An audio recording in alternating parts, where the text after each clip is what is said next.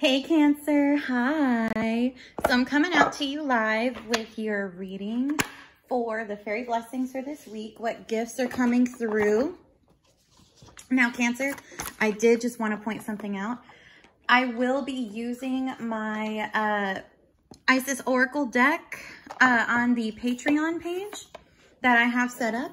And the reason I'm going to be using that is because yes, the Fae gift blessing cards are awesome because it talks about blessings that the Fae want to already give you. But in order to really utilize them, you have to know the spiritual lessons and or I would say approach on what you can do to expand on these and really harness them down in the 3D plane, which is Earth, right? The Earth plane.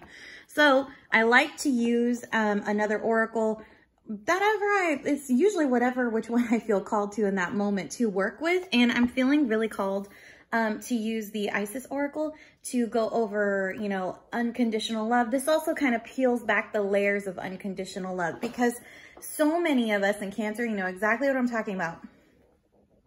We crave unconditional love in our society. Like we talk about it, we want it, we search it endlessly, but yet when it comes time to actually receiving that, it's usually like a shot in the dark, a hit or miss on how we're going to get to that level. And the truth is I worked with this deck for about a year. I want to say 5 to 9 months, solely every day while I did readings for other clients. So I could learn about this deck and learn about myself and unconditional love and what that is required of me in order to carry that in every aspect of my life. So this deck was a major eye-opener. And what I learned was that just like there are layers upon layers of a person and a persona and like a natal chart, you know, because the natal chart is layers of your personality. Just like there are layers to that, there are layers to unconditional love. And the I would say spiritual tenacity that it takes for you to obtain that is solely and really reliably upon you. But this card takes the questioning out of, well, how do I obtain that? It tells you exactly how. You get direct messages. There are rites and rituals that I actually had to do with this deck to like really work the kinks out on myself, to do the inner work, to focus within, you know, to take a pause. It really was a big eye opener. And so that's why I'm going to go ahead and use this as an extended, I'm calling it on the Patreon, like a coaching manifestation video. And that's exactly what I'm going to be using it for, because we're going to take the cards that pop up here, Cancer, and then we're going to work on how we can expand and really harness these down in the 3D by using this deck as well. And whatever incantations, rituals, or sometimes I just kind of come up with rituals for you guys all. As a ex-reader on the psychic hotlines, I've had to do that many a times for clients when they want to do, you know, spell work, but I'm like, oh, it goes against that person's free will. How about instead we do it this way, you know? Let's not do that because it won't be real. You know what I'm saying? Like, and then I have to explain how it works, like the laws of manifestation and free will. So this is one of those ones where it works with free will and it allows you to work through your free will, which is really nice. So like I said, that's going to be on my Patreon page after we pull from your fairy blessings. So the beauty of this, Cancer, is I was going to ask you guys, what is your, I hope you guys liked your gift from the mothers, a gift from the Fae moms, because it was really picking up on you and that motherly energy, and it was coming back around to you about, you know, what you give, what you put out. And the Fae are big, big believers in you reap what you freaking sow. So if you sow... you sow nothing, you get nothing. And they're kind of like, I love them because they're merciless in the fact of like, well, if you sowed bad karma, don't come crying to me because you got to go fix that. You know what I'm saying? Like they are, people want to be like the gangsta. They are. And I love them for that because sometimes learning about love is required to learn the lessons of tough love. And that's the thing about the Fae is they are loving, but they can also be tough love, you know, kind of thug at times, especially with people who provoke them, which is why I always tell people, do not provoke the Fae. As someone who is of Irish descent, like, do not provoke them. Let me tell you, you provoke them, you're going to get their wrath. And I wouldn't if I were you. So that's why I always say, use the goddess Freya so you have a good, clean connection to the Fae too when you're working with them. And, you know, manifesting with these gifts. So show me, please, my beautiful Seelie Fae spirits. What is coming in for Cancer for this week? What is their blessing? Show me, please. Clears of divine guidance. All right. Let's see what we have. Okay. Y'all know I don't read reversal, so I'm only going to go with the first direct card. But I'm going to go ahead and save that card for next time or wait for it to pop up. Because see, usually when cards like this come out in this deck, it's showing me that this is not a gift for you yet. There's either some lesson you got to learn to unlock or something you have to work with right now. So we're going to put that to the side. Show me, please, what is the direct gift coming in for my Cancerian loves? What they need to work on for their Fae blessing this week. What is that? Show me, please. Clears the divine guidance.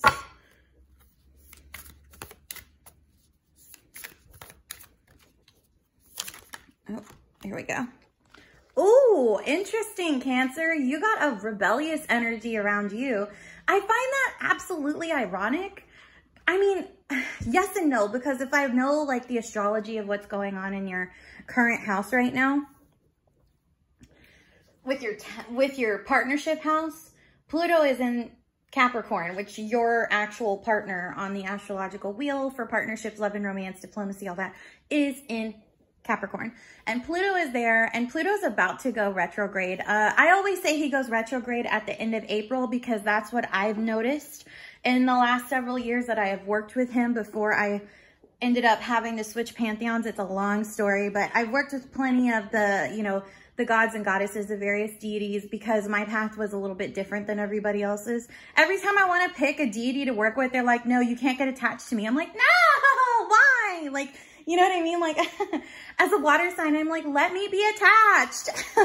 Because my fifth house is in Cancer. So, like, y'all know, like, I want that primal attachment. Dang it. And my guides and deities are like, no, because you're meant to learn certain lessons with me. You'll find out in time why it wasn't good. You know, they tell me that I'm like the dream world. So, it's, for me, it's sometimes tough. But what I find this so interesting is that Pluto, when I worked with Pluto, I learned a lot about the internal dialogue of like underworld and what that it actually entails. And so since your seventh house has to deal with the deepest, darkest parts of the underworld, what that basically means is with Pluto there, Pluto is like shining a light on like saying, hey, this is out of whack. I have to go fix that.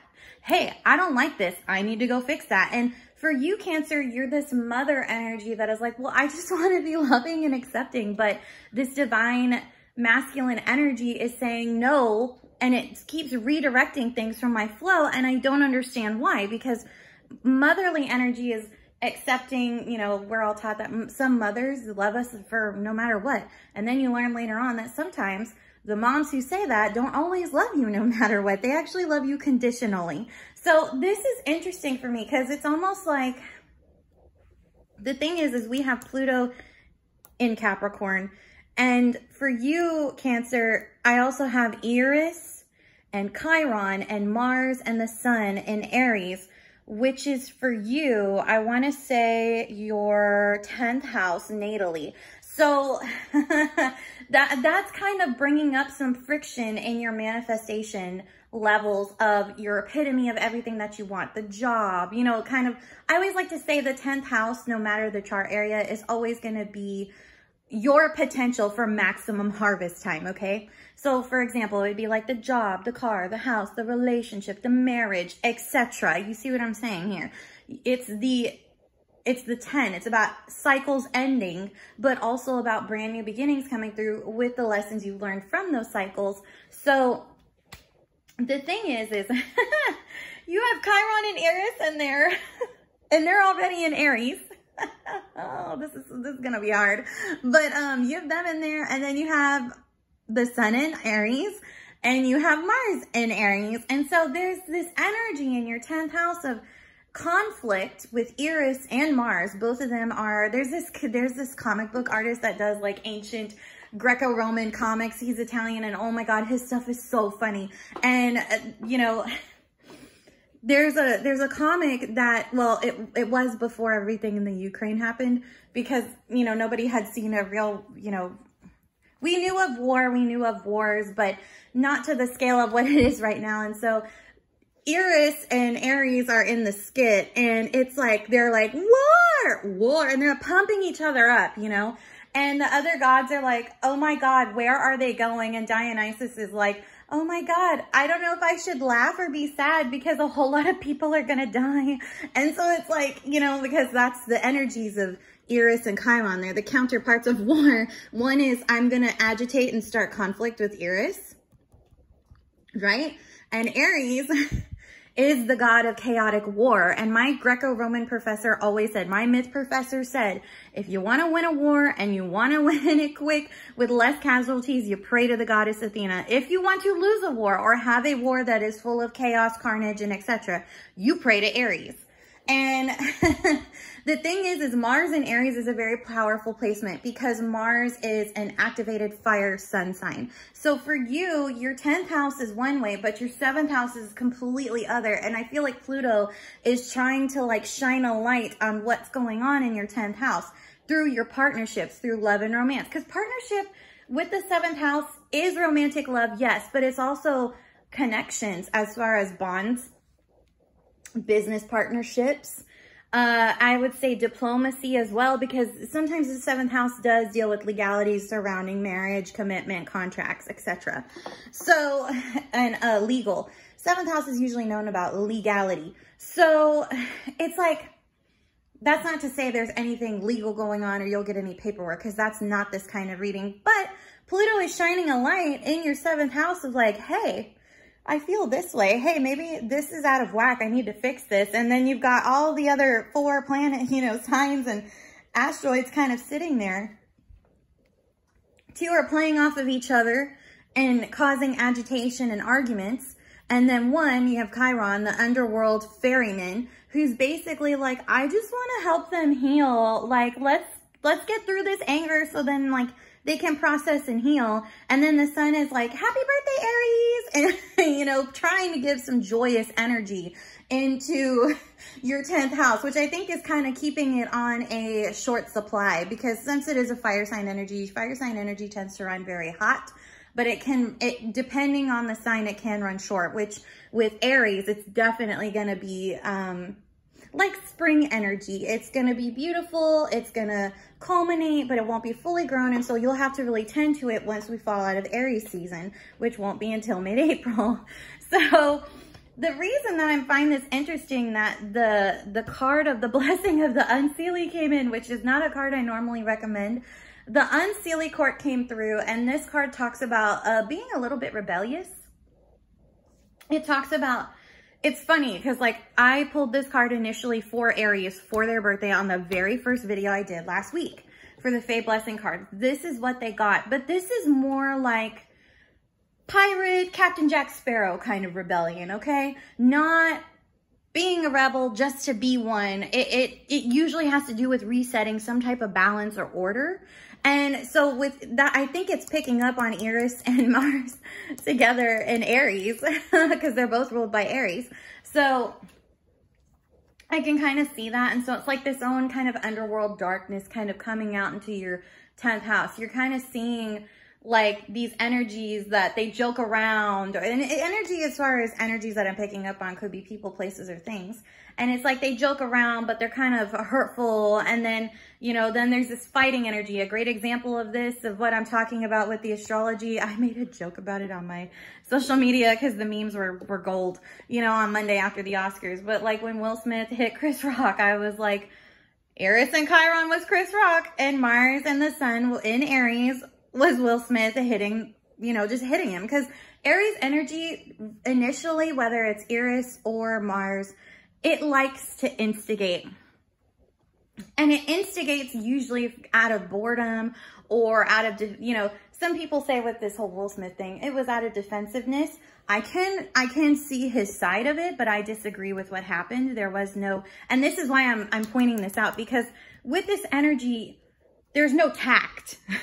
There's no like respect for boundaries. And so this is where you're going to have to see those energies for what they are in your everyday life for the next week and say, hey, the blessing in this card is knowing where you're seeing these energies play out and say, you know what, I'm going to have to stop you right there because this is degrading to me. This is disrespectful to me. And I now need to come in and use this like quirky genius energy to rehatch the whole plan, which is interesting to me that this card came up because it also comes at a time where, and the thing is I don't say work with the unseelie because they can be dangerous. And they're the only, you know, fae beings that we all know. That's why most people don't work with the fae, because of them.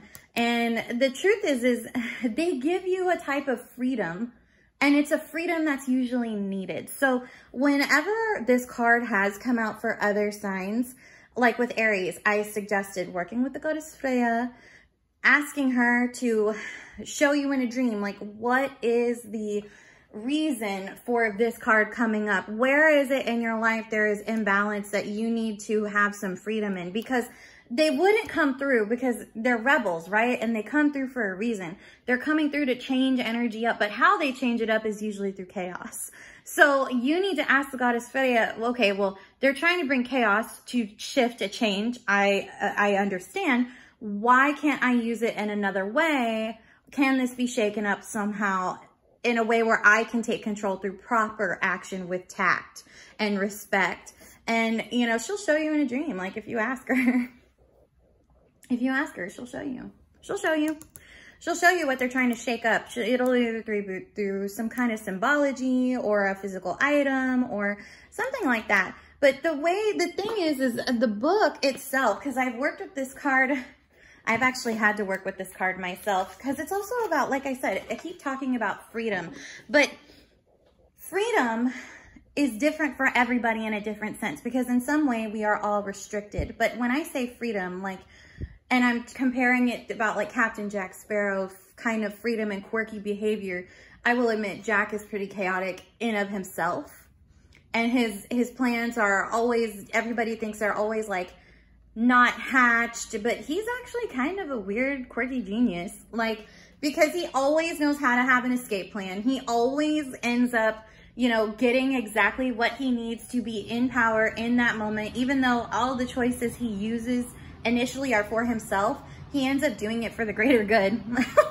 It's like kind of ironic how Jack always ends up working that way. So with the blessing of the unseelie, I did want to go ahead and make sure I didn't miss anything from the book on this one, because this is pretty important and I don't want anybody to get anything misconstrued. But it has to do also with following your heart, your true heart within yourself. And, you know, a great thing about this is the way the book describes it, and I'm going to go ahead and read from it for you so you guys can understand it a little bit better. It says, the gift of the unseelie is the gift of the rebellious one, the one who defies, who does not go with the flow. In fairy lore, the unseelie are sometimes considered dangerous, but their blessing is this: you are not born to appease and to concede, to give away always before forces that consume and control. Okay, that's very important, right? Because that causes an imbalance. You were born to be free, to decide who you were meant to be for yourself, and the unseelie's gift, the blessing to you, is that reminder. Okay, so they're trying to remind you of what you were meant to be and who you're meant to be for yourself, not for anyone else, which is really important. Because we don't live for others. We live for ourselves. And anyone who says you have to live for others, like, they don't understand what it's like to be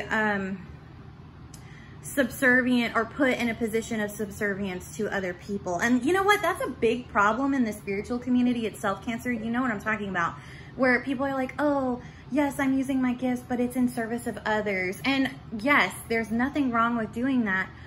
But you have to know your boundaries of when you're being used overtly and your energy is being drained. This is where the unseelie will come in and say, hey, you need to, you know, you need to take more time for yourself. Is this really what you want? Serving humanity is great, but at what cost? What is the cost that is causing you? You know, they kind This card kind of reminds me of like that Wonder Woman film, the second film with like that wishing rock, you know? It's tricky, right? The rock is tricky. And it's a trickster energy, very much like what the Unseelie would do. And the con of it is it costs you. It's a monkey's paw. And it's going to always cost you something, no matter your wish. It could cost you your health. It could cost you your kindness. It could cost you whatever it is, right? And so this is where it gives you that freedom to explore what you're missing. But it also is trying to remind you of what is it you would sacrifice to give that up, and is it truly worth it? That's something to think about too, because, you know, that's the thing about rebels and rebellions. They usually always end up giving up something in order to gain something, ideally for what they think is better. That doesn't necessarily mean it always is. So you should probably think on that too, Cancer. And this means that at this moment, there is something you must say no to. Say no to the forces that would ask you to do something that you feel is wrong. Say no to staying quiet when there is an injustice. Say no to going along, to getting along, and stand alone, if you must, in the renegade nature of the Unseelie. So it's basically like using your voice to say no in assertiveness, not to be disrespectful. Okay, that's something else that I would like to clarify. It's meant to be like a challenging kind of energy to put you, I would say, in terms of learning about yourself and your assertive ability, which, no offense, Cancer, but I do feel like you guys are assertive, but you're always like the assertive mom, okay, of the zodiac. You are never just assertive like Scorpio. And I think you guys wish you could be, and you can be. You have those dang pincers on your hands, right? You know, of your zodiac totem. You can use them. You believe me, you can be assertive, Cancer, when you want to be. That's the difference. Scorpio's assertive all the time. Scorpio says, that's my boundary. Pisces will say, oh yeah, go ahead, I'm mutable, whatever, right? You know, like, but then even Pisces gets mad, you know? Even Pisces will be like, whoa, and then like, waves, just waves engulfing people like a typhoon, right? Like, you, Cancer, on the other hand, are like, I'm gonna be pissed and carry it around with me my whole life, you know? And that's where grudges can kind of form, and I don't want that to happen for you. And people say, you know, Scorpios get grudges and they're the ones that hold them, but I mean, you're the first water sign. Who do you think we learned it from? You're the primordial force of water, and, you know, you're still learning through that. You're also learning to express pure primal emotion. You know, that's not an easy path to walk in this lifetime. That's hard, because primal emotion is basically fundamental pleasures and fundamental feelings that we feel. And you're the one constantly processing it. And then also having to remind everybody, like, to nurture that and mother that in a healthy way. And, you know, sometimes, like, that's really hard to do if you don't know how to cultivate that within yourself. So the beauty of this card, I think, is trying to help you. The book itself says it is a strange gift, a weird blessing to be sure, but it is an energy of rebellion and courage and defiance that is not born out of any desire to be unkind, see?